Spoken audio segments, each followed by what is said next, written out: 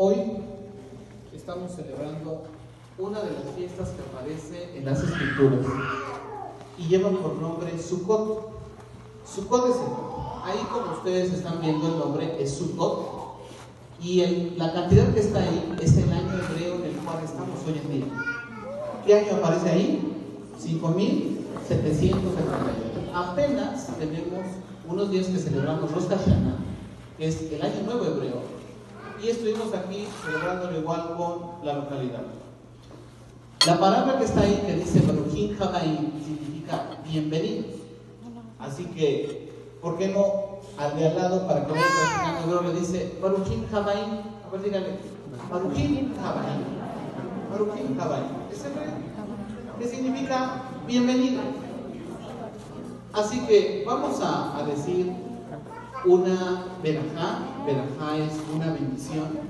Y esta bendición la decimos así: Baruch atah Adonai Eloheinu melech haolam, asher kideshanu bemizvotav vetzivanu al divrei Torah. Baruch atah Adonai noten haTorah. Bendito eres tú, oh Dios, nuestro Señor, Rey del universo, y nos has santificado con tus mandamientos y nos has ordenado ocuparnos con las palabras de la Torah. Bendito eres tú, el donante de la Torah. Baruch Hashem. Cada vez que estamos en una comunidad judía, nos hacemos algunas preguntas. Quizás para los que es nuevo, la primera asistencia acá, se hacen las siguientes preguntas. ¿Las personas no judías deberían de festejar estas fiestas? Y dicen, es que yo vengo como invitado porque yo solamente quiero ver qué hacen. Esa es una de las preguntas que se hacen. Otra de las preguntas es, ¿no son estas fiestas de los judíos únicamente? 3. Si soy cristiano, ¿debería de aprender esto? Son preguntas que en el desarrollo de esta clase o de esta conferencia estaremos intentando dar respuesta a estas tres preguntas. A ver, léanlas conmigo. La primera, para que no nos vaya a ganar el sueño. La primera, ¿las personas no judías deberían festejar estas fiestas? 2. ¿No son fiestas de los judíos únicamente? 3. Si soy cristiano, ¿debería aprender esto? Todos los que estamos aquí, quizás algunos ya saben de lo que estamos hablando, pero otros es nuevo. Y usted va a llegar acá y va a decir, bueno, es que para mí es nuevo, muchas cosas, quizás vea esto y diga, yo lo había visto, pero no sé qué es. Esto se llama Hanukkah. Es una réplica que se hizo posteriormente, después de la destrucción del primer templo, porque existía algo que se llamaba menorá. La menorá solamente tenía 7 brazos, esta tiene 9. Y que eso, en la siguiente fiesta, que si usted viene, lo vamos a explicar. La fiesta se llama Hanukkah. Ahí vamos a hablar de este símbolo, por ejemplo. Pero esperamos que usted con esta fiesta quiera venir otra vez. Así que esa clase la dejamos pendiente. Por acá atrás tenemos algo que es un Aron HaKodesh improvisado que tenemos por aquí, porque dentro tenemos lo que son los rollos de la Torah traídos desde Israel, y aquí está lo que es los rollos de la Torah. Dentro se sacan solamente en algunas festividades y ahí es donde permanecen las escrituras de lo que fue dado hacia Moshe, transcritas posteriormente hacia el hebreo. Por eso, todos los que estamos aquí, los que ya somos y conocemos de esto, nos corrimos la cabeza, porque un símbolo muy importante donde estamos, en este lugar, es el que está la misma presencia del Eterno. Y si tenemos una réplica de lo que es el Aron HaKodesh aquí y tenemos un Sefer Torah, es un nombre. Por eso los varones nos cubrimos la cabeza. En el caso de las mujeres, que son solamente casadas, se cubren la cabeza. Eso es para que usted conozca el por qué están así. Y las personas, algunas, que están aquí, digan, bueno, es que yo no sé por qué están vestidas así o qué es lo que tienen. Bueno, es simplemente algo de respeto. Y bueno, no quiero meterme mucho hacia la kippah ni hacia el snoot de las mujeres, pero es la razón por la que tenemos cubiertos los varones la cabeza, como una simbología de respeto hacia el lugar donde estamos. Así que la siguiente vez que usted venga, y si usted le gustara y que le pudiéramos, usted pudiera tener una equipa, un equipo en plural, pues adelante, se la prestamos y usted la puede tener con mucho gusto. Bien, tenemos entonces la primera pregunta. ¿Se acuerdan cómo decía la primera pregunta?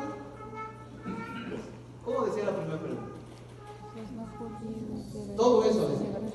Todo. Está en mi mente, pero no está. ¿Cómo decía? Vamos a regresar. ¿Cómo dice?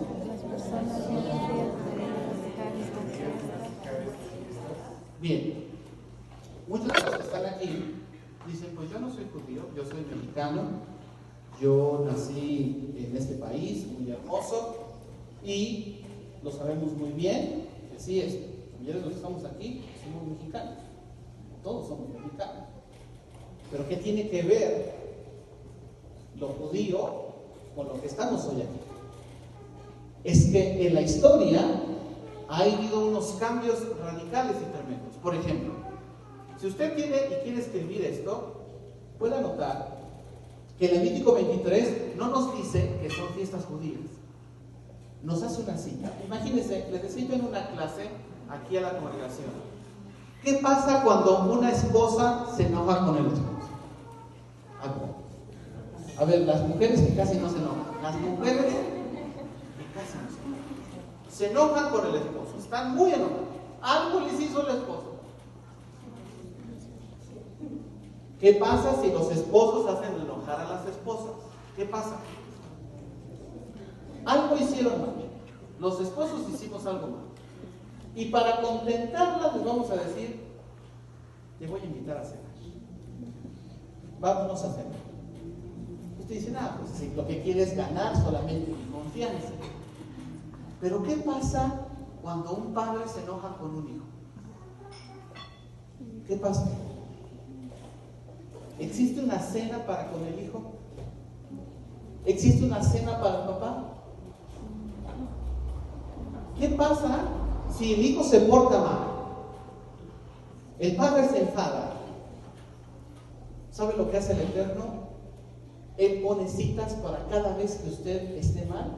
Él dice, tú te portas mal, yo te invito a una cena, yo te invito a una fiesta, que estés conmigo para que te reconcilies conmigo. Entonces no son fiestas judías, son fiestas del Eterno. Y esas fiestas del Eterno nos cita 7 veces al año. Y vamos a comprenderlas más adelante. Entonces, ahí tenemos esa diapositiva. Voy a ir haciendo algún resumen por el tiempo. Hay 2 palabras las cuales tenemos que aprender. Dicen las Escrituras que cada vez que podamos ver estas fiestas, nos sirvan de señales. Que nos sirvan de señales.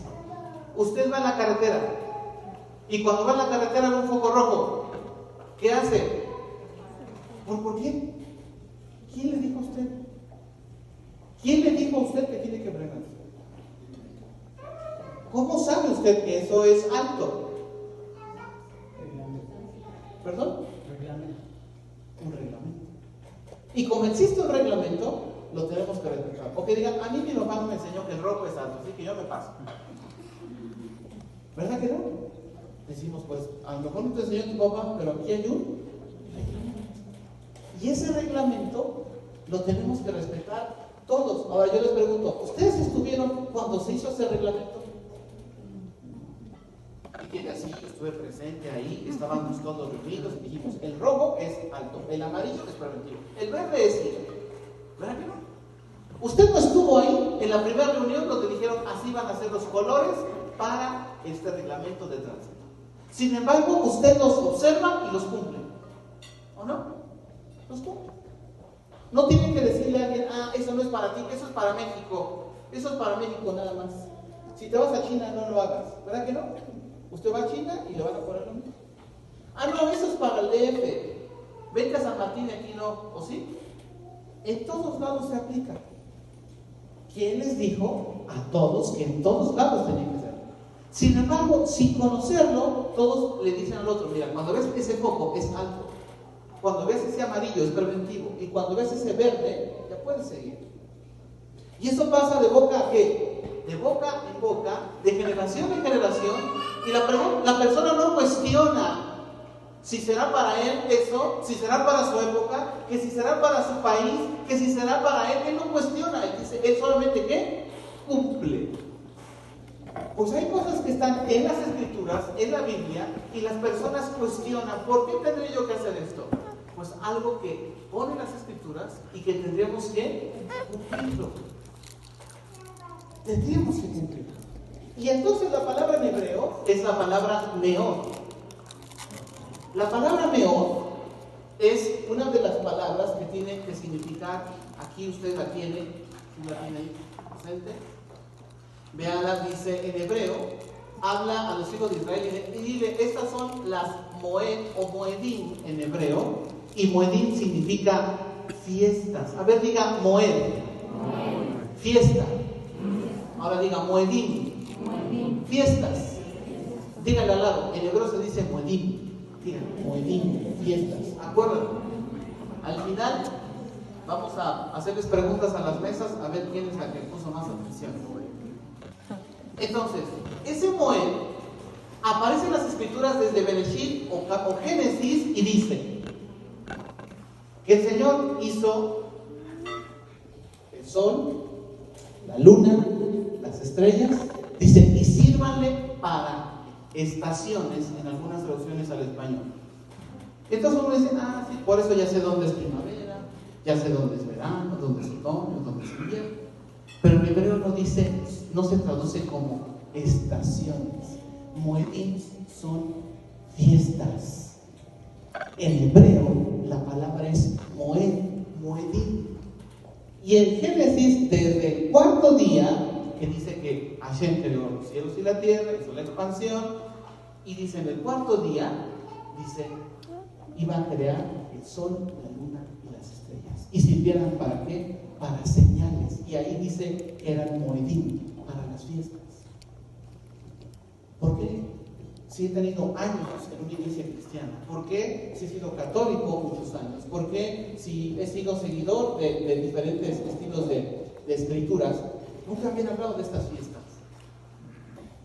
Porque el lenguaje hebreo, juntamente con el pueblo judío, ha querido ser exterminado total y mundialmente por algunas razones que no veremos hoy, pero que si usted investiga, el judaísmo es algo que ha permeado en muchas religiones, sin embargo no lo han visto como básico.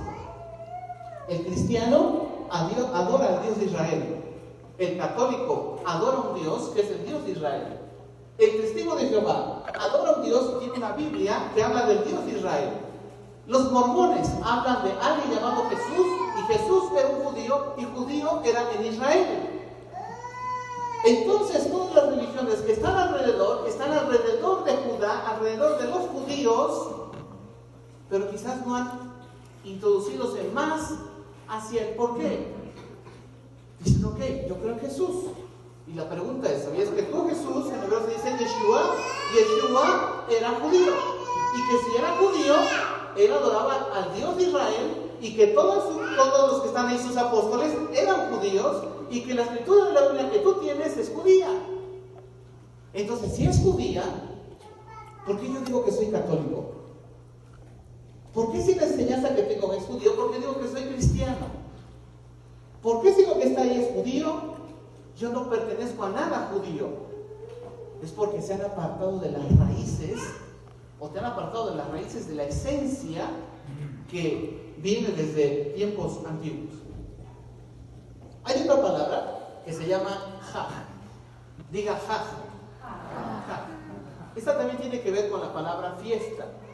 Y cuando terminemos, vamos a decir así. Diga Haj, Sameach, Sukkot. Otra vez. Haj, Sameach, Sukkot. A ver, ¿qué mesa ya no sabe decir? Feliz fiesta de Sukkot, pero vamos a decir, a ver, ¿quién lo dice? Todos juntos, a ver, digan, Haj, Sameach, Sukkot. Porque al final ese va a ser el saludo. Y usted va a saludar al otro y va a decir, Haj, Sameach, Sukkot. A ver, díganlo. Haj, Sameach, Sukkot. El hebreo, así como suena, se escribe, se translitera. Así, Hag, como está ahí, Sameach con J al final, Sukkot con C y T, Sukkot. Hag, Sameach, Sukkot. ¿Y eso qué quiere decir? Bueno, es una fiesta, es festival, es moverse en círculos, es hacer una danza, es celebrar, y es una fiesta hacia Hashem. Entonces, hay fiestas. Me voy a ir más rápido.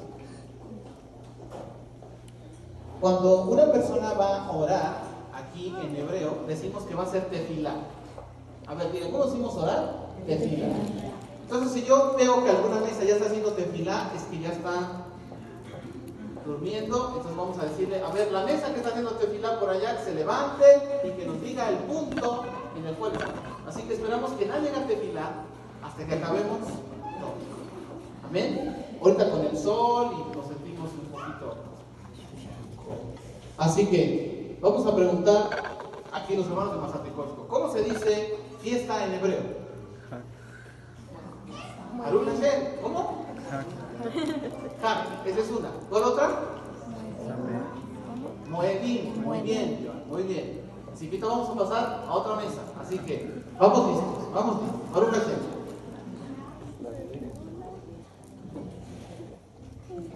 Debido a esto, yo les quiero decir que muchas personas piensan que con el hecho de venir a las fiestas tienen la salvación.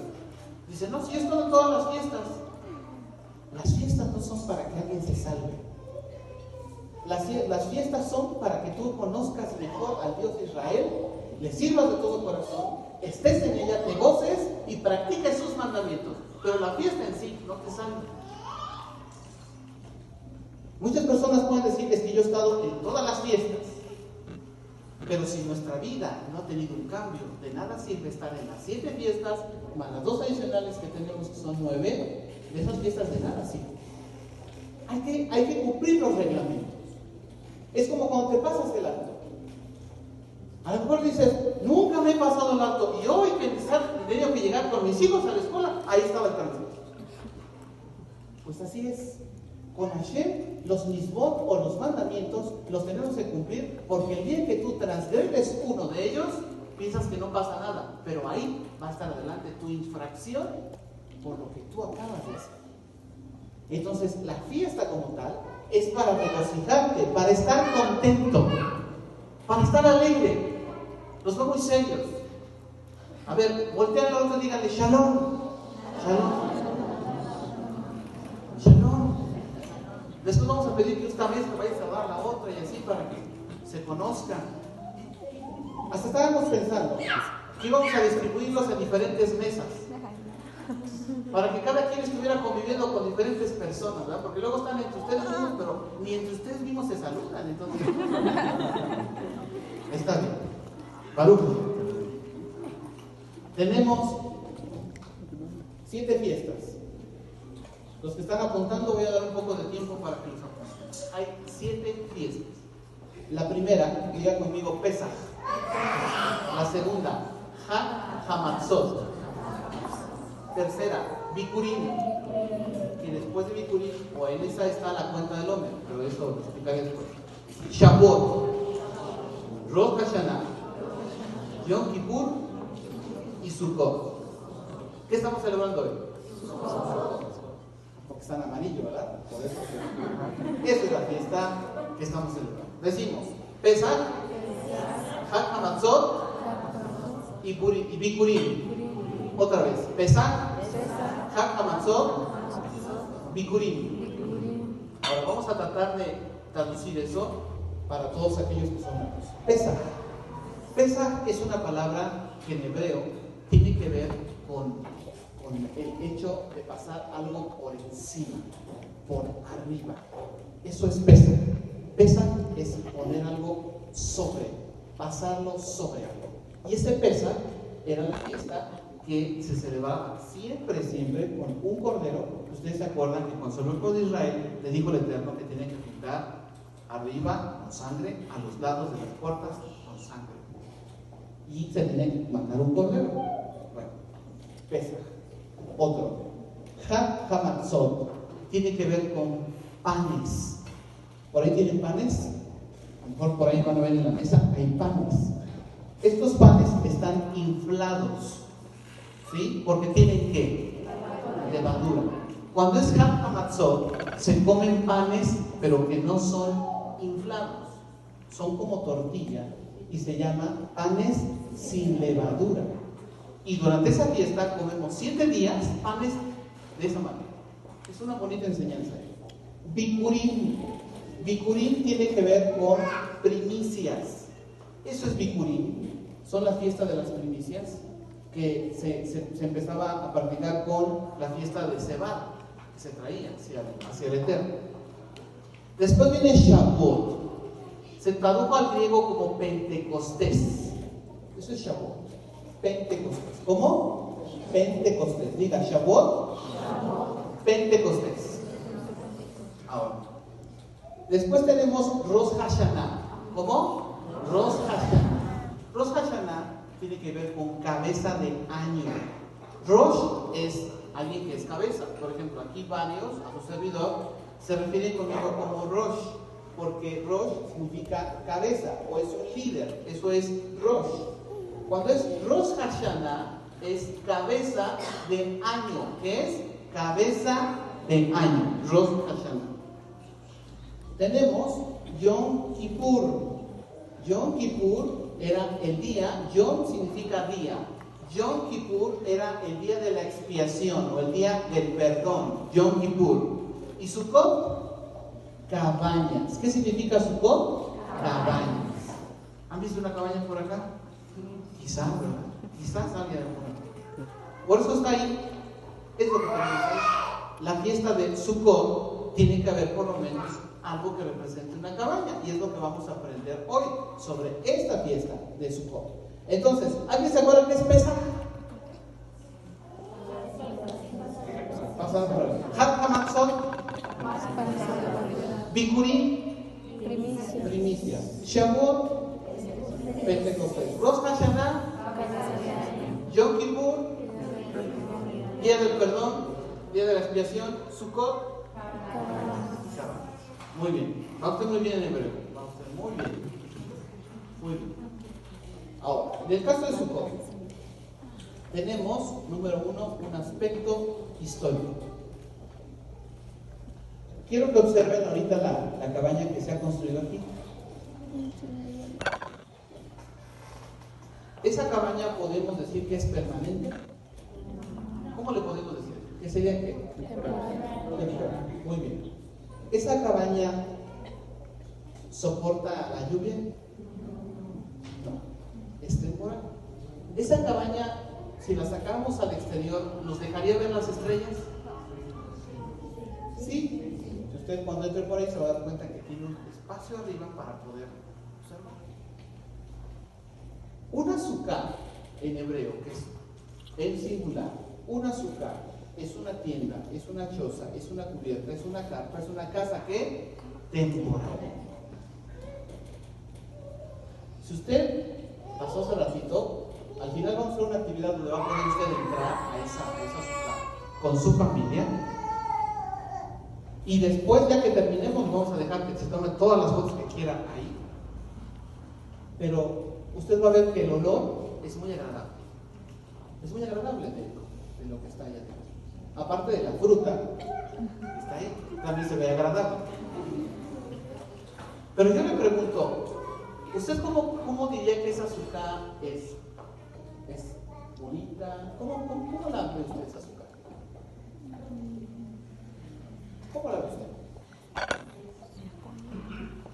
¿Todo eso? Apreciable. ¿Qué más puede decir de eso? Frágil, muy bien. Ahí vamos con un punto importante. Frágil. ¿Qué más ve usted de esa sukkah? Es temporal. Temporal, como decíamos. ¿Qué más? Trata de pensar un poco en esa casa, sukkah. ¿Perdón? Olorosa. ¿Perdón? Que se hacía en su momento, se hacía bien. ¿Qué más? Sencilla. ¿Aguantar un sismo?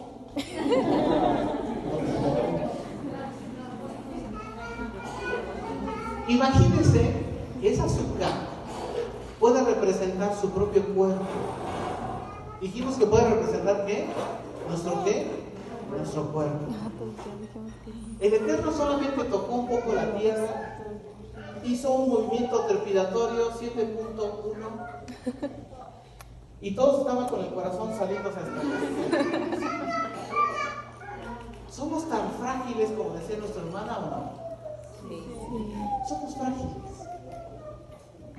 Podemos oler bien en su momento, pero cuando llega el sismo de los problemas de nuestra vida, nos simbra. Y cuando nos simbra, no nos sostenemos. Grandes edificios que se veía que eran muy fuertes, ¿qué les pasó? Colapsaron.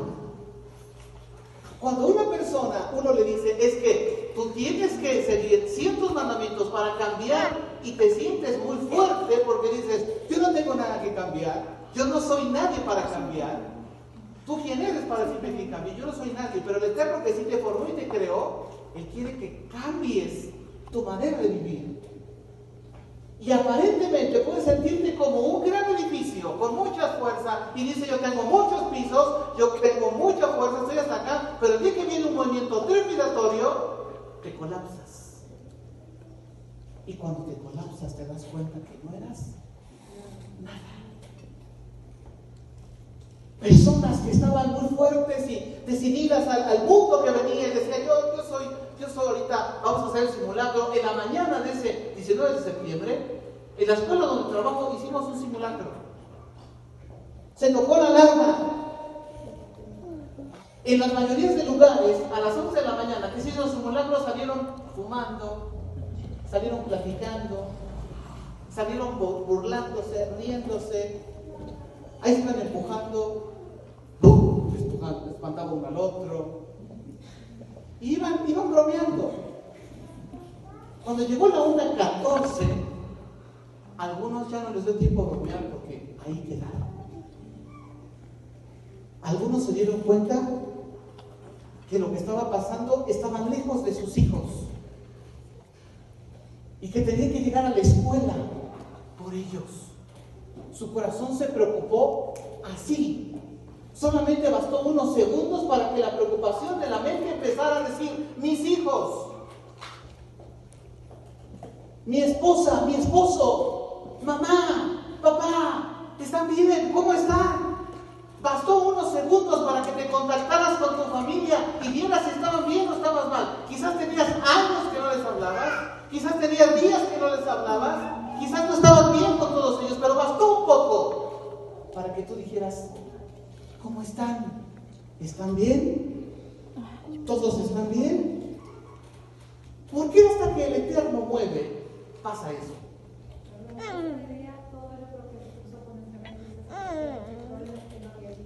Sí, así es. Todos se quieren comunicar o todos nos queremos comunicar y estaba una situación así. La azúcar, que es su cuerpo, siempre pensamos que tenemos todo. Fíjese, si tengo primaria, siento que sé más que el que no tiene primaria. Si tengo secundaria, yo sé más que el que tiene preescolar. Si tengo bachiller, yo conozco más que tú porque llegué hasta el bachiller. Si tengo licenciatura, siento que soy más grande. ¿Qué pasa si tengo maestría o que si tengo doctorado? ¿Sirve eso o no sirve? Claro que sirve. Pero no es la totalidad el por cual veniste a este mundo, el que solamente tuvieras una carrera. De nada sirve que tengas una profesión, una carrera, si estás lejos de Dios, de nada serviría tu carrera. Podrías tener un gran doctorado. Aquí tenemos una doctora presente. Y hemos hablado muchas veces, en varias clases, que el hecho de que uno tenga un grado académico no te hace vulnerable hacia todas las situaciones. Jamás te va a hacer. Nunca. No vas a ser vulnerable. Vas a pasar problemas igual o peor del que tiene nada más primaria. Igual o peor del que está lavando coches ahí. Igual o peor del que es un gran abogado, un gran licenciado, un gran ingeniero, un gran arquitecto. Todos estamos hacia la fragilidad de nuestra vida. La azúcar como tal pudiera representar un adorno muy bonito. Pero quiero que me diga una cosa. Esas hojas, ¿cuándo las cortó, hermano Juan? ¿Esas hojas cuándo las cortó? Hoy. ¿Cuánto tiempo aguantan? A ver, los hermanos, ¿cuánto tiempo aguantarán estas hojas? ¿Una semana? ¿3 semanas? Una semana. ¿Cuánto representa una semana? 7 días. Fíjense. ¿Cómo dicen las escrituras? Que la escritura es que el hombre dice que ¿cuántos son sus días? 70. En lo más robustos, 80. Y dice que esto ya es con qué? Con molestia, con trabajo. Una semana dura ese azúcar. Y que el azúcar diga, soy invencible. Tengo todo el mundo por delante. Yo no necesito de tu Dios porque soy muy joven. Yo no necesito de tu Dios porque yo me valgo por mí mismo. Si esa azúcar piensa así, en una semana, ¿cómo pensará esa azúcar? De repente va a ver que una hoja se cayó solita y se preocupa. ¿Qué pasa cuando se nos cae el cabello? Ya se nos cae una hoja. Y por ahí sale una caña. Y pues rápido, se cubre un poco. Pero en realidad los días están pasando. Esas hojas se van a ir secando.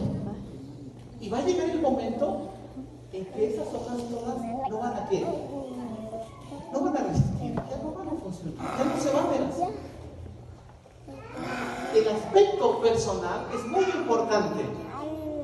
¿Por qué? Porque es una personalidad el que vengamos arreglados, en el que estemos bien y correctamente, pero no es el todo de una persona.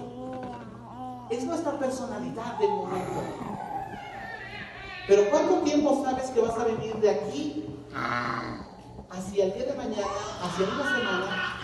Porque las personas que vieron a sus hijos y llevarlos el 19 de septiembre, se despidieron de un beso y le dijeron, mi amor, nos vemos al rato, pórtate bien. Échale ganas. Algunos ni se despidieron de ellos, salieron temprano a trabajar, ya no hubo oportunidad, pero pensaron que el día iba a seguir normal. Nunca pensaron que iba a ser la última vez que iban a ver a su papá, que iban a ver a su mamá, a sus hijos, a sus hermanos. No lo vimos a bien. Y la expresión era, si todavía lo vi. Los corazones se desgarraban cuando decían, mis hijos están debajo de esa escuela, esos escombros, sáquenlos. No había manera. Muchos perdieron la vida. Si la azúcar que tenemos temporal pensamos que es eterna, estamos en un error, como le diríamos a esa azúcar. Si la azúcar hablara y le dijera, apenas estoy empezando a vivir hoy por unos 30, 40, 50 años, ¿qué le diría usted a la azúcar? No te creo. Quizás llegas a una semana. Aquí no hablamos del fatalismo, sino de algo real. Y el real es lo siguiente. Los hijos de Israel deberán mudarse temporalmente.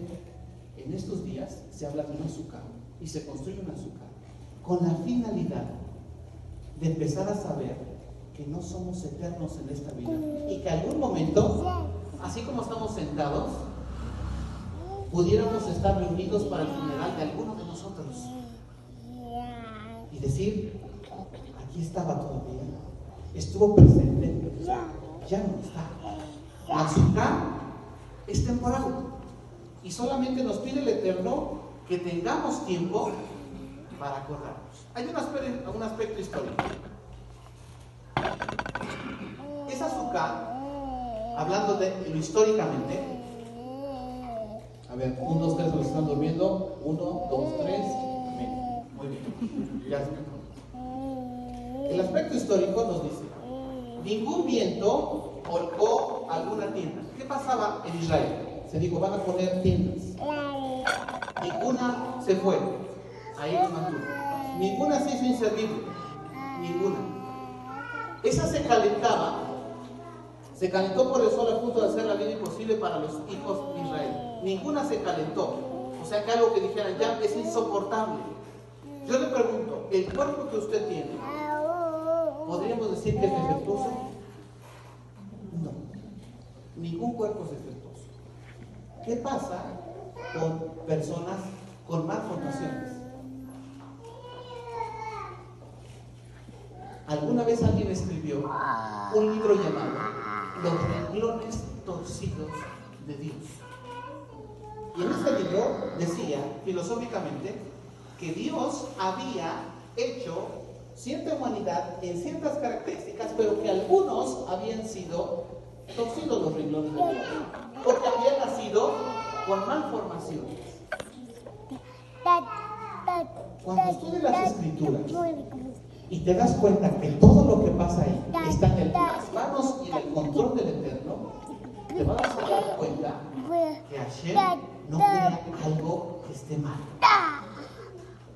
Pero es el hombre el que deforma al hombre. Yo le diría, la contaminación es un renglón torcido de Dios. ¿Por qué ahí decimos que no? Ya no tenemos una buena capa de ozono. Es que Dios no la hizo fuerte, porque si lo hubiera hecho fuerte hubiera resistido. ¿Será eso? O más bien que Hashem nos dio el libre albedrío para que uno hiciera con el mundo lo mejor sin dañar. Pero sois el propio ser humano el que daña al ser humano. Las malformaciones vienen por algo que se llama pecado, y ese pecado en hebreo se llama abón. Diga conmigo abón. Abón. Abón es el pecado heredado. Cuando un padre hace algo, no tan solo van genéticamente los ojos de papá, no tan solo van genéticamente la nariz de mamá, no tan solo va genéticamente la sonrisa de mamá, no tan solo va genéticamente el caminar de papá, también van aquellas cosas que hizo en oculto porque pensó que no pasaba nada. Eso en los tejidos de la sangre va adentro, y cuando nace un hijo también se heredan esas características que tenían los padres, los abuelos, los bisabuelos. Eso se hereda. Cuando alguien llega al médico, tenemos una doctora acá, siempre hay una pregunta, que tiene una cierta enfermedad y hacen un chequeo y le dicen, ¿alguno de tus familiares padece tal cosa? ¿Qué tendría que ver la diabetes del abuelo si yo soy una generación posterior a mi padre? ¿Qué tendría que ver tal enfermedad de mi tatarabuelo con lo que me está preguntando? Doctor, doctora, por favor, estamos en el siglo XXI. ¿Qué tiene que ver? Pues porque hay algo que se viene trayendo, se viene pasando de generación en generación, y ese puede tener una malformación a su debido tiempo. ¿Por qué? Por ciertas cosas que pudo haber tenido anteriormente genéticamente los padres. ¿Qué pasa si en el embarazo una mujer bebe y fuma mucho? Doctor. Así es. Y que la persona le dijera, Dios tiene la culpa. Si yo fumo es por gusto, si yo tomo es por gusto, y si estoy embarazada es por gusto, entonces yo no voy a dejar lo que yo tengo por solamente cumplir algo que tú me dices. ¿Por qué cuando hay un embarazo todos dicen, por favor, no lo hagas, no hagas esto? ¿Por qué? Porque puedes dañar ¿a quién? A otro. No tan solo a ti, te dañas a ti, pero también se daña a otro. Pues en las acciones que hacemos mal ante Hashem, podemos dañar a nosotros y a nuestro entorno. Y ese entorno, yo puedo pensar que no pasa nada si yo me colapso. Vuelvo al ejemplo del 19 de septiembre. ¿Qué pasa si se colapsó un edificio de a un lado? Era de 20 pisos. Mi casa estaba a un lado. Se colapsó el de a un lado. ¿Qué le pasó a la de al lado? ¿Le dañó o no la dañó? Pero si el que se colapsó era él. Cuando tu vida se colapsa, no creas que vas solo. También se colapsan tu entorno, los que están a tu alrededor. Te colapsas tú, colapsas a papá, colapsas a mamá, colapsas a tu esposa, colapsas a tu esposo, colapsas a tus hijos, colapsas a todos. Y piensas que vas solo o que vas sola en lo que estás haciendo. No vas solo ni vas sola. Es un azúcar. Y ese azúcar es temporal. Y si llevas tu azúcar pensando en el tiempo que solamente vas a vivir, vas a intentar hacerlo mejor por él. ¿Qué pasa si le dicen a una persona te queda una semana de vida? ¿Por qué cuando le dicen eso a una persona dice, por favor, llama a fulano, llama a fulano, me quiero poner bien con ellos? Hace años que no les hablo, pero ahora sí quiero hablarles. ¿Por qué? ¿Por qué hasta que sabes que va a morir la persona dices, voy a visitarlo porque dicen que le quedan pocos días? Pues ya vamos a arreglar las cosas. ¿Por qué? Porque ves que ya se va a morir. Y mientras no se muera, no le vas a ir a pedir disculpas o ofrecer disculpas. ¿Qué somos los seres humanos que solamente queremos actuar cuando hay fatalidad? México se da una aire de la mesa en estas preguntas y es bueno. La solidaridad mexicana es excelente. No la estamos minimizando, la estamos exaltando. Llega el momento donde México en la Ciudad de México hubo muchos derrumbes y personas que ni siquiera eran de este país vinieron. ¿De qué países? Díganme. Israel, Alemania, Salvador, China, Japón, y vinieron a ayudar. Cuando hay una palabra que es hacia ti, puede ser que tú o usted a mí no me conozca, que no sea, era la primera vez que me están viendo, es la primera vez, pero hay algo que se viene a ayudar. Imagínense que la persona está debajo de un escombro y le dice, te vamos a sacar, y que la persona todavía diga, déjenme, aquí estoy bien. Te vamos a sacar. Esa es mi labor.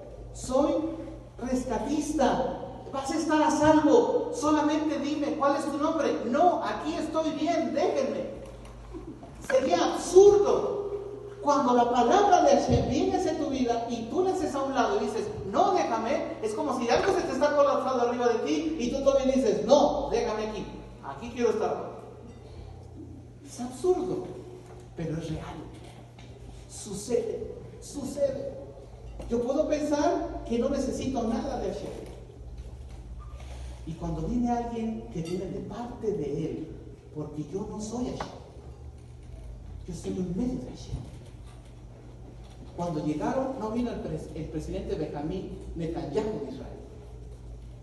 Vinieron comisionados del ejército de Israel. Y venían en nombre de quién? De Israel. Y vinieron a dar lo mejor de ellos para sacar. Y cuando estamos aquí, damos lo mejor de nosotros para ayudarte a salir. Eso es todo. Pero tú tienes la decisión. Si quieres decir, sí, aquí estoy, auxilio, necesito un cambio, vamos a tratar de ver y ayudar lo más que se pueda. Siguiente. ¿Cuál es el aspecto profético? Le dice el Eterno, muy bien, ¿ya hicieron todos sus campamentos? Sí. Al oriente ya está, hacia el norte ya está, hacia el poniente ya está, hacia el sur ya están todos. Muy bien. Quiero que me dejen un espacio, porque yo necesito una azúcar también, pero la quiero en el centro de todos ustedes. Y le dice a Israel, que necesitaba un santuario. Ese santuario en hebreo se dice Mishkan. Diga conmigo Mishkan. Mishkan. Digo, muy bien, allá está tu familia. ¿Está tu familia acá? ¿Está tu familia acá? ¿Están tus hermanos acá? Yo quiero estar en el centro. Y en ese centro, le voy a poner una imagen para que vean. ¿Ya vio todas las tribus alrededor? Ahí estaban todas. ¿Y dónde dijo el Eterno que quería estar la de ellos? En el centro.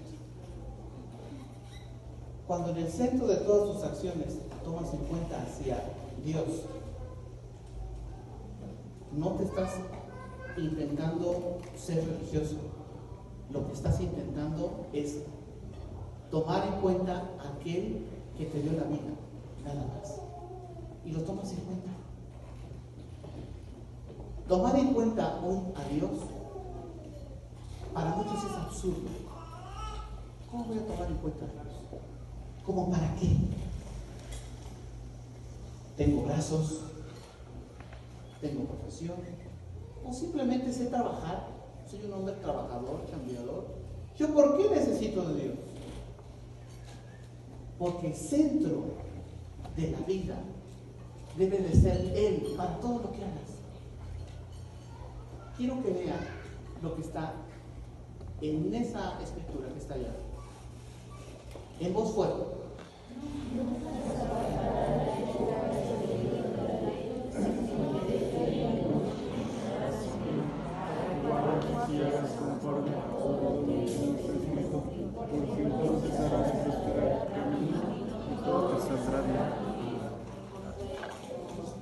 Oiga, ¿cómo es que todo me va a salir bien leyendo un libro?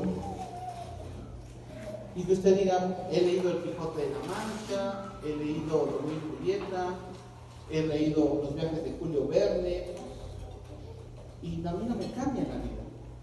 ¿Cómo me puedes decir que un libro, que todos llaman Biblia, me va a decir que me va a salir todo bien, nada más porque medité yo de día y de noche lo que está ahí? ¿Qué tiene de diferente? Voy a decir lo que tiene de diferente. Julio Verne, un gran escritor, ¿todo lo que escribe es real o es fantástico? Viaje al centro de la Tierra con Julio Verne. Hasta han salido las películas, ¿no? Y todo lo que tiene Julio Verne es fantástico, no tiene algo que sea real ni palpable. Histórico no lo tiene. Romeo y Julieta, una novela de amor entre dos familias. Y todos los que están jóvenes la leen para sentirse los Capuleto o los qué. ¿Cómo se llamaba la otra familia? ¿Recuerdan? Montesco, ¿no? Y entonces las muchachas se sienten de los Montesco o de los Capuleto. Dicen, no, es que así es mi familia, no te quiere. Pero al final el amor triunfará. ¿No? Es una fantasía también, porque Romeo y Julieta pues habla de una historia romántica entre dos personajes centrales, pero no es real. Si hablamos de Don Quijote de la Mancha, Saavedra cuando escribe, lo hace pensando más en ciertas características del mundo, en los cambios que habrá, pero no es algo palpable y algo que pueda decir, sí, esto es real. El libro que decimos que llaman todos Biblia, viene del hebreo llamado Torah, y la Torah quiere decir instrucciones, y esas instrucciones están en 5 libros, y lo decimos, es Génesis, Éxodo, Levítico, Números y Deuteronomio. Ahí es a lo que se refiere ese texto. Toda la Biblia es el comentario de lo que dice ese texto, pero los primeros 5 es todo lo que se basa Josué hasta Apocalipsis, que están las Biblias, aunque no es el último libro, pero hasta donde dicen las Biblias, Apocalipsis. En esos primeros 5 se nos habla de todo lo que dice posteriormente Yeshua, llamado Jesús, y nos habla acerca de mandamientos que están ahí y que tenemos que cumplir, y que si no viene una consecuencia. Pues para eso, dijo el Eterno, tiene que estar en medio mi Mishkan. El Mishkan era para que estuvieran en el centro de las familias. Pasado a esto, voy a irme a enseñar la parte central de esto para terminar, porque quiero llevarlos hacia un punto donde usted vaya.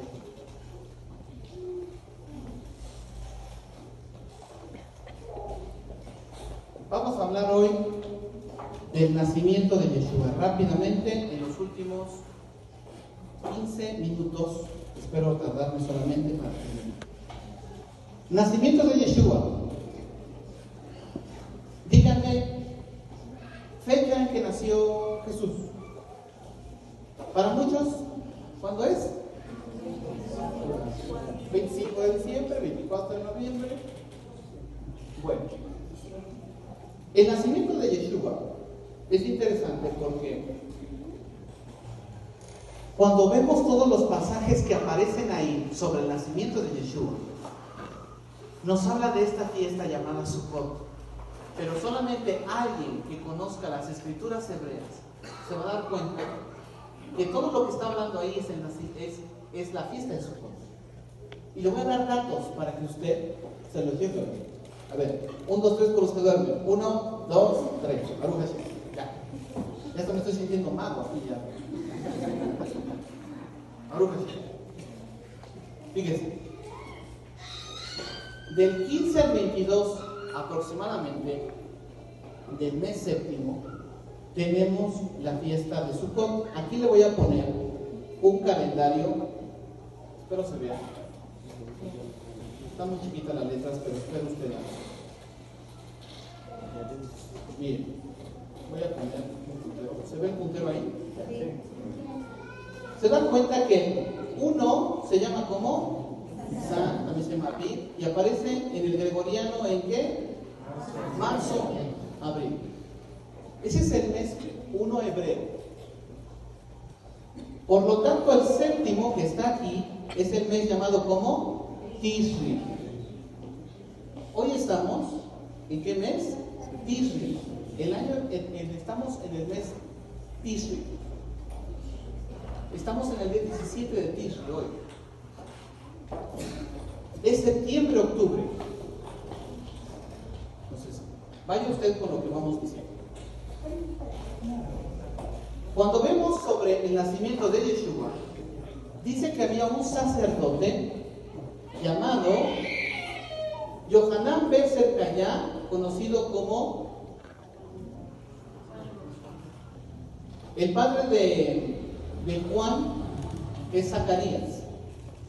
Zacarías era un sacerdote, y los sacerdotes había 24 turnos. Les tocaba 2 veces al año.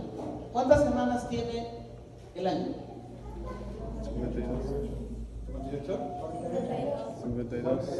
No, ya me siento de otro país porque son 52, ¿no? 52 semanas. De esas 52 semanas, el calendario hebreo tiene 51 semanas. ¿Cuántas? 51 semanas. No es igual. En el calendario hebreo, los días empiezan por la tarde y terminan hacia la otra tarde. Cuando aquí se oscurezca, ya empezó el siguiente día. ¿Hoy qué día estamos? Sábado. Bueno, en el calendario hebreo, cuando aparezcan las primeras 2 estrellas, ya sería domingo. Para que usted vaya entendiendo cómo está. Entonces, ¿cuántos sacerdotes había? 24. De esos 24 sacerdotes, les tocaba 2 veces por año. 24 más 24, a ver, matemáticos. 48. Pero había 3 fiestas que se juntaban todos, que eran Pesach, Shavuot y Sukkot. ¿Cuánto nos da? 48 más 3. Ahí tenemos resuelto. Entonces, vamos entendiendo primero las órdenes. A cada sacerdote le tocaba estar 1 semana en el servicio del templo o del Mishkan. ¿Qué es lo que tenía que hacer? Estar dentro de él. Había un lugar santo, un lugar santísimo, y tenía que limpiar las lámparas que estaban ahí, prenderlas todos los días y que jamás una lámpara parecida a esta jamás se apagara. Y su trabajo era tenerla prendida.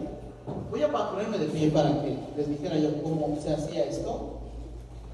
Se tenía prendida una de ellas, que era la central, y apagaban las otras demás y limpiaban las otras. Cuando acababan de limpiar las otras, entonces agarraban esta y volvían a prender estas, y ya que estaban estas, ahora sí limpiaban la otra. Siempre había una prendida, jamás se apagaba el candelabro. Entonces era su trabajo. Cuando llegaban hacia la mesa de la proposición, que era una mesa donde estaban los panes ahí dentro, tenían que prepararlos ellos mismos y tener ahí 12 panes que tenían que tener. Y estaba un altar del incienso, estaba por el otro lado, estaba un altar del incienso. Era hacia el oeste, ahorita lo tenemos hacia el oriente. Sefer Torah, estaba el lugar santísimo. Y ahí solamente entraba una vez al año el sacerdote. Solamente en Yom Kippur, que fue la fiesta que celebramos hace unos días. Pero todos los días, los demás días, los sacerdotes entraban al lugar santo, al santísimo, no se metían, solamente al lugar santo. Y estaban una semana, les tocaba.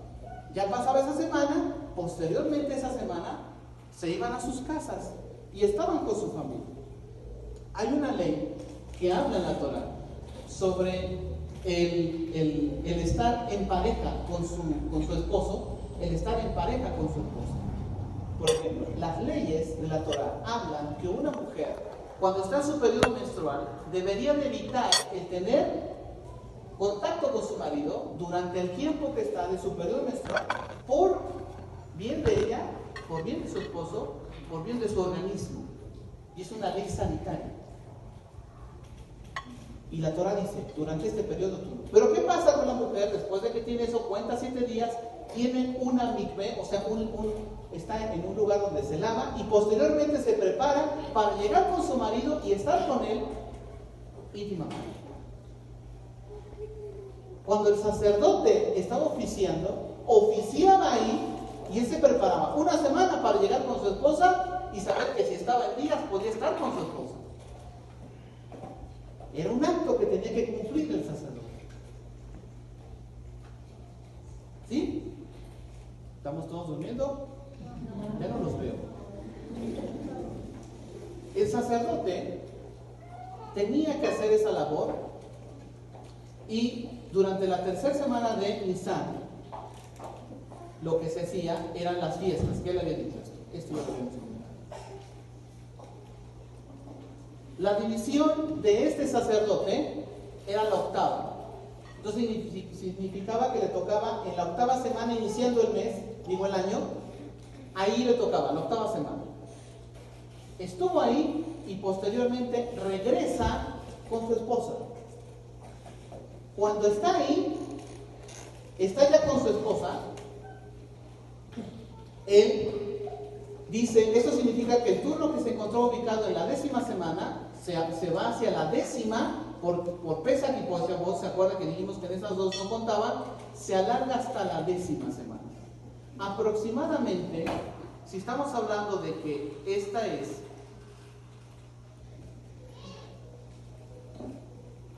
aquí estamos, el mes de Nisan, abril, estamos más o menos en junio, hablando que es la 10ª semana, ¿estamos bien? Más o menos junio es la 10ª semana porque estamos empezando a mediados de junio, por ahí estamos hablando de que junio es la 10ª semana. Vamos a tratar de sacar esta cuenta. Dice, un ángel apareció al lado derecho del altar y le dijo que su oración había sido escuchada y que iba a tener un hijo. ¿Quién? Zacarías. ¿Ok? Vas a poder tener un hijo. No habías tenido un hijo. Entonces, cuando llega ese momento, llega a su casa aproximadamente en el mes de junio. Aquí es como lo estamos poniendo, en el mes de junio. Si contamos 9 meses de embarazo, en junio llegó y pudo estar con su esposa y ella concibió en su vientre, ¿qué pasa? ¿Cuándo nacería? Marzo, muy bien. A ver, haga la cuenta. Junio sería julio, agosto, septiembre, octubre, noviembre, diciembre, enero, febrero, marzo. Entonces, ¿cuándo nacería Juan el Bautista? Ahora, ¿cuándo sería el sexto mes de embarazo? Diciembre. ¿Sí? En diciembre. Ahí es donde quiero situarlo a usted sobre un pasaje que dice así: al sexto mes, el ángel Gabriel fue enviado por Dios a una ciudad de Galilea llamada Nazaret. ¿Se acuerdan de ese texto? Al sexto mes. ¿Al sexto mes de qué? Del embarazo de Elizabeth. Entonces, ¿cuándo se presenta el ángel con Miriam, que es el nombre de Yeshua? Su nombre hebreo es Miriam. ¿Fue cuando? ¿En qué? En diciembre. En diciembre le dice el ángel a María o a Miriam, le dice todo esto. Le dice que iba a tener un hijo y que ese hijo iba a ser llamado grande, que iba a tener características sorprendentes. Le dice que iba a ser, y su principado sobre los hombros será llamado, dice, hay una palabra que ahí en hebreo se llama Pelé, como el futbolista, Pelé, y ese Pelé tiene que ver con algo que era grande,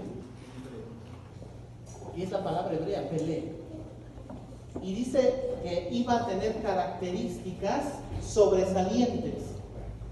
Entonces el embarazo de Miriam se daría en diciembre, según las escrituras que estamos viendo desde una perspectiva hebrea, en diciembre. ¿Vamos bien? Bien. Las fiestas, entonces, la fiesta que estamos viendo se llama ¿cómo? Sukkot. Esta fiesta también se llama la fiesta del gran gozo. Ahorita pusimos alabanzas así con júbilo, con ánimo, a veces cuesta porque es hebreo, ¿verdad? Pero si ponemos otra vez el ricor del ricor, que es la danza, danzar y danzar, que usted diga, no, pero ¿qué es eso? Es tan difícil, no lo sé. Pero es la fiesta del gran gozo. Esa palabra gran gozo, en muchas pastorelas la han dicho. Y nos sitúa a Sukkot. Y las personas desconocen que hablan de Sukkot en una pastorela. En una pastorela dice: no temáis, porque aquí os anuncio un gran mensaje de ¿qué? De gran gozo, que será para todo el pueblo. Y ahí ven esta imagen que dice que apareció ¿qué? Un malaj, un ángel, y les dio esa noticia. ¿A quiénes? A unos ¿qué? Pastores. Pero esos pastores no eran cualquiera pastores. Porque todos cuando ven que eran unos pastores dicen: ay, hijos, una gente encargada de cuidar el ganado, los sacaban, los pastaban. Esos pastores estuvieron cuidando en la fiesta de Sukkot el ganado, pero eran levitas. ¿Eran quiénes? Levitas. No eran pastores comunes, eran levitas. Gente que conocía de Torah, gente que conocía escrituras y estaban ahí pastoreando. No eran cualquier persona. Todos pensarían: ah, ya eran pobrecitos, la clase más pobre, los pastores. Los pastores ni eran pobres, ni eran pobrecitos. Porque el levita era sostenido por todos sus hermanos y se les tenía en alta estima a un levita. Y si salían a cuidar, era porque era una orden de Hashem, mas no era porque era lo último que les quedaba. Era una orden de Hashem. Tú tienes que ir a cuidar, y se iban a cuidar lo que iban a sacrificar. En Sukkot, ¿cuántos toros se sacrificaban? 70 toros. Entonces tenían que conocer qué animales iban a tener, cuáles eran apropiados para comer y cuáles no. ¿Y dónde sabemos todo eso que está diciendo usted, que eran levitas? Eso usted lo está poniendo por algo. Al conocer escrituras hebreas, nos dan puntos específicos. Y está la palabra pañales, diga pañales. Ya ni me hable porque me acuerdo de mi hijo Abraham. Pañales cada semana, cada semana. Baruch Hashem. Pero esos pañales no eran ni bebé ni chicolástica. Cuando hablan las escrituras, les dice, imagínense que hoy en día leen los jóvenes esto y dice, y lo hallaréis envuelto en pañales y acostado en un pesebre. ¿No? Envuelto en pañales. ¿Qué tiene que ver envuelto en pañales? ¿No todos los niños usan pañales de pequeños? Pero esa es mi perspectiva 2000 años posteriormente. Pero esos pañales tenían una característica. En el sacerdocio, ¿cómo prendían estas mechitas? ¿Qué utilizaban? Parece que se ve cultura hebrea. Porque si yo no conozco la cultura hebrea, yo me voy a imaginar que a lo mejor fueron unas velitas que pusieron cera. ¿Qué habrán utilizado? Entonces yo tengo que conocer la cultura de este pueblo, de esa Biblia, y tengo que conocerla más allá para que cuando yo la lea, yo sepa qué quiere decir. Esos pañales eran algo que utilizaban los Kohanim. Diga Kohanim. Sacerdotes. Otra vez, Kohanim. Diga el de lado. Kohanim es sacerdotes. Kohanim, sacerdotes. Los Kohanim usaban mantas de lino. Y esas mantas las utilizaban, las enredaban, las envolvían y las ponían ahí para prender las candelas. ¿Qué utilizaban para qué? Para prender las candelas.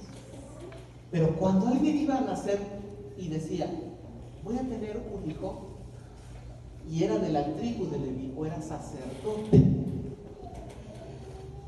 tenía un privilegio. La tela que sobraba la daban de regalo, así esa familia. Y ese bebé no era envuelto en chicolástica, era envuelto en lino de esos grandes, esos los envolvían esos niños, porque decían, tú vas a ser sacerdote de grande. Y cuando los levitas estaban ahí y les dijo el maná, hallaréis al niño envuelto en pañales, ellos sabían a qué se refería. Mashiach ha nacido. No puede alguien ocupar esos pañales al menos que sea Mashiach. Pero había un problema. Mashiach no era de la tribu de Leví. Mashiach es de la tribu de... Varios de los que están aquí ya resolvimos ese problema en Yom Kippur. ¿Alguien se acuerda cómo resolvemos eso? ¿Qué dicen las escrituras? Dice en el libro de los Hebreos, tú eres sacerdote según la orden de ¿quién? De Melquisedec. Sin padre, sin madre, sin genealogía. Y muchos dicen, ¿ya ves? Yeshua no tuvo papá, no tuvo mamá, es sin genealogía. Ahí tenemos un problema. Porque Melquisedec, en Salem, la costumbre era, si tú vas a querer ser sacerdote, tenemos que revisar tu expediente donde tu papá no haya sido sacerdote. Tu papá fue sacerdote, no, tu mamá tampoco. Puedes ser sacerdote. Pero eso era en Salem. Solamente lo podía poner ¿quién? Dios. Entonces, cuando se habla de que Yeshua es sin padre, sin madre, sin genealogía, no se refiere a que no tuvo papá o mamá, sino que tuvo los papás correspondientes, pero anterior a él no había sacerdocio, porque él era de la tribu de ¿quién? De Judá. Y él venía a ser ahora el nuevo sacerdote. De ahí, le vamos con los pañales. Ya dijimos que eran de lino fino. Y vamos con otra pregunta. ¿Qué ven ustedes ahí? Y la pregunta es, ¿pesebre o sucá? Hallaréis al niño envuelto en pañales y acostado en un pesebre. Si usted jamás ha estudiado Génesis, Éxodo, Levítico, Números y Deuteronomio, no me puede debatir lo que le voy a decir ahora. La única cultura que tiene escrupulosamente cuidado por todos los datos higiénicos es la hebrea.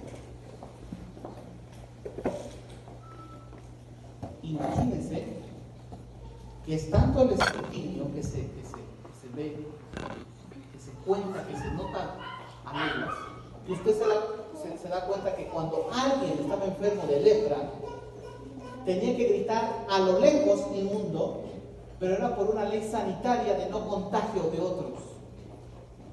Eso no lo tiene ni la cultura china, ni la cultura hindú, ni la cultura que me diga que dieron leyes sanitarias, ni los aztecas, ni nadie tiene esa cultura de andar viendo cómo se iban a regir en el ámbito aséptico de su propio organismo. No se puede concebir que la cultura hebrea, teniendo eso tan escrupuloso, haya permitido Yosef, conocido como José, a Miriam, haberla metido a un pesebre donde había animales, donde se estaba contaminado el lugar, donde no era un lugar limpio. Es increíble pensar que un judío haga eso. Sin embargo, todo el mundo sabe que Jesús nació en un pesebre. El cristianismo saca sermones tremendos diciendo que por la humildad Jesús vino a nacer en un pesebre. El catolicismo ha sacado pastorelas hablando de que Jesús nace en un pesebre. Y en muchas culturas habla que nació en un pesebre, hablando de la humildad y la sencillez. Yo soy profesor por profesión.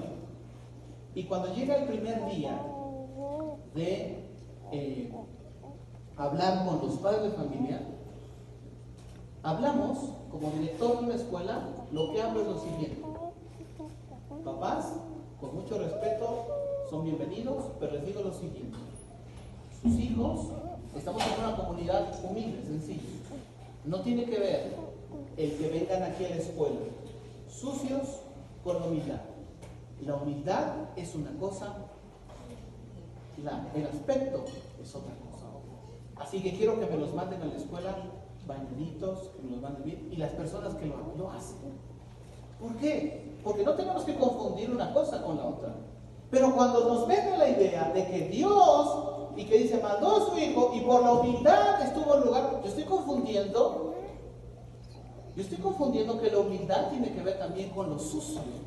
Y no es así. La Sucá era un lugar donde estaban reunidos todos los judíos en Jerusalén, como casas diferentes a estas, no iguales a estas, pero siempre había diferentes tipos de Sucá, y estaban en Israel, en todos lados.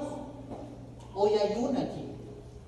Si estuviéramos en Israel, y usted se mete hoy en la noche y dice, a ver, voy a buscar lo que me dice, y busca usted Sucot en Tel Aviv, Sucot en Jerusalén, y vea cómo en todas las casas hay Sucá, hay Sucot ahí.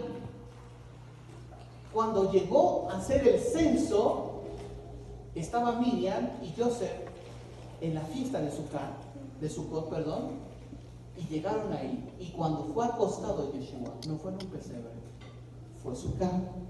El texto dice,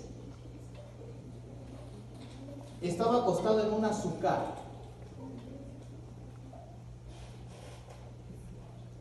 Pero si usted no sabe, en hebreo se escribió la escritura, se tradujo al griego, después se tradujo al latín y después llegó al español. Cuando nos llega aquí, ya nos pasó de traducción a traducción a traducción.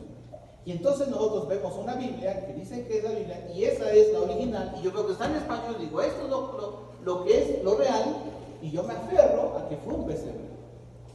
Pero vámonos hacia el lenguaje anterior, el anterior y el anterior. Y dice que fue acostada en una sukkah, en hebreo sukkah. Entonces no me habla del pesebre, me habla del lugar para que una persona conociera. Si era Sukkot y es la fiesta del gran gozo, ¿a dónde iban a estar Miriam y Yeshua si eran judíos? ¿Estarían celebrando la fiesta de Sukkot o no? Y llegó el momento, dijo, no hay lugar en otro lado en nuestra sukkah, si no hay lugar donde te atiendan, vamos a nuestra sukkah temporal y ahí vas a tener al bebé. Y ahí es donde Miriam tuvo a Yeshua, llamado por muchos Jesús el Cristo. Así que para muchos es nuevo esto. Investíguelo. Una frase que decimos mucho en las casas: no nos crea nada. Investigue. Porque cuando uno se vuelve dogmático y de que así es, empiezo solamente a pensar que me están envolviendo. No podemos envolver a nadie. Hay que conocer historia, hay que conocer cultura, hay que conocer mucho de esto. Hay que aprender. Por eso les decía que debido a las leyes sería imposible que esto pareciera. Ahora, muchos dicen, es en diciembre, porque así es como me lo han enseñado. Otra evidencia sería que si Yeshua nació en diciembre, entonces había un problema. Esto es invierno en Israel. 30, 40 grados bajo cero, algunos lugares. Hasta donde yo sé, las ovejas no comen hielo, ni sus nieves de limón. ¿Qué comen las ovejas? Y en estos días, pura nieve de limón. ¿Cómo podría ser que los pastores estuvieran, oiga, ¿cuánto aguanta usted el frío? Y que ahí es que estoy alimentando a mis ovejas, aquí que coman. No pasaría. Pero se ha vendido tanto la idea que en diciembre es que toda la gente, cuando llega diciembre, dicen es que en diciembre nació Jesús llamado el Cristo. En hebreo, su nombre dice, y llamará su nombre Yeshua. Y Yeshua dice, significa porque Él salvará a su pueblo de sus pecados.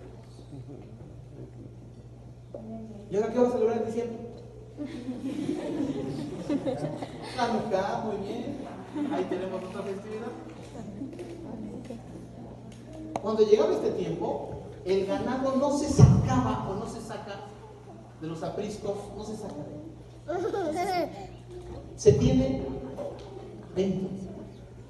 No es posible. ¿De dónde surge esto?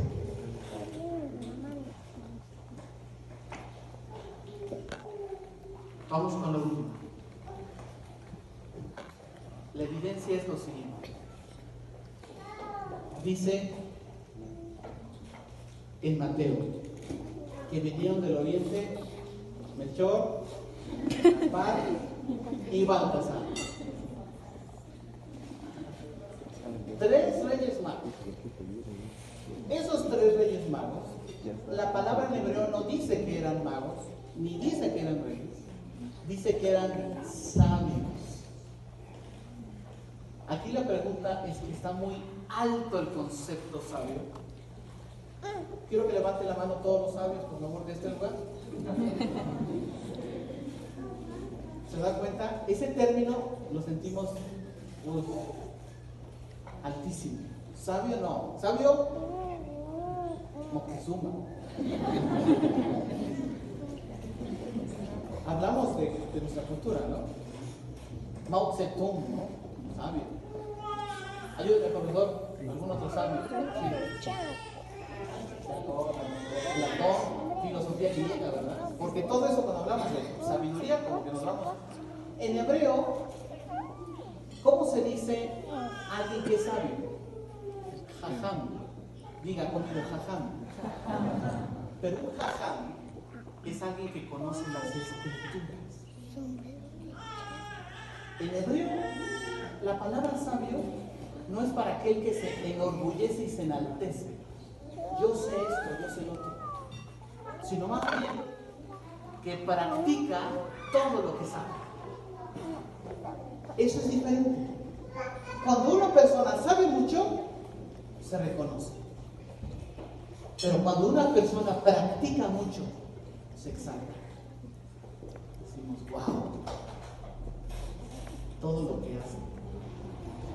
Una cosa es hablar de calidad y otra cosa es decir, yo soy una persona que cuando veo la necesidad, a mí no me tienen que decir, yo saco de mi bolsa y lo doy. Es diferente a alguien que practica. Pues alguien que es sabio en la Torah es alguien que conoce la Torah, pero que la que practica. Así que llegar a ser sabio, necesito practicar más que hablar. Ser más praxis, ¿no? Porque si yo no tengo la práctica, yo no puedo decir mucho. ¿Qué pasa, profesor, cuando pues están los cursos, ¿no? De la normal y todo lo que se tiene que estudiar, y llega el momento donde el maestro se enfrenta al grupo, ¿verdad? Ahí es la realidad. Que Piaget, que Vygotsky, que todo lo que se va enseñando, llegas ahí y ¿qué pasa, profesor?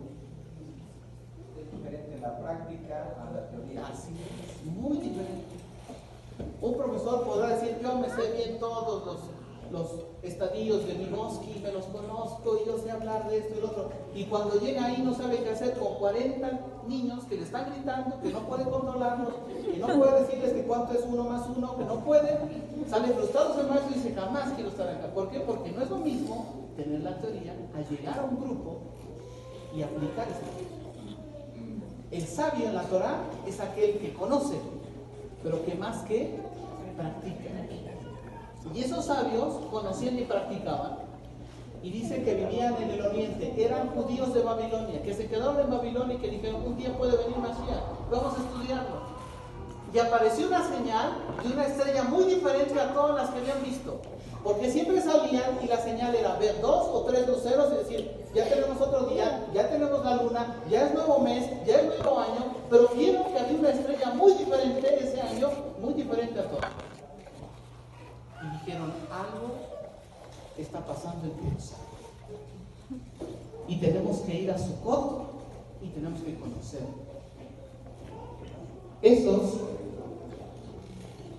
Esos sabios, hoy en día se los han vendido así a ustedes.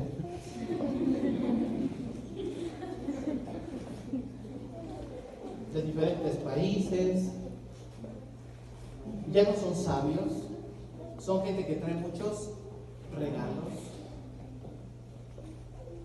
que aparecen en algunas casas y cumplen la carta,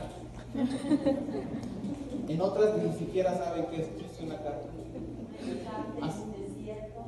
Un elefante, un camello, un caballo. Y entonces todo se va cambiando del punto que era el nacimiento. Bueno, hoy aquí no es el tema, pero imagínense que hemos llegado a Rodolfo el Reno, que no tiene nada que ver.